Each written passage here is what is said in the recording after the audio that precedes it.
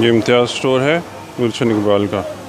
यहाँ ब्रेड जो है वो चूहों के साथ बेची जा रही है।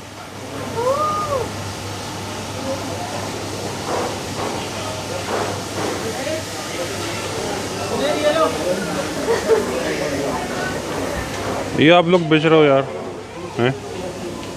इधर आओ अहमद, ये रिमूव करो, ये रिमूव करो यार। तो मतलब चेक किया करे, आपने देखा? हम तो लेके वहाँ पहुँच गया था काउंटर पे, और उसके बाद वहाँ पर मुझे उसने कहा कि आपको कटी हुई दूसरी लेकर आएँ। दूसरी देखी तो दूसरी के अंदर भी बाकायदा चूहा बैठा हुआ था उसके अंदर। दूसरे के अंदर फौजी मौजूद था। उससे पहले भी मैंने यहाँ पर काफ़ी चूहे भागते भागते देखे हैं। मैं आपको बात बताऊँ, अभी बिल्डिंग का चल रहा है कंस्ट्रक्शन का काम।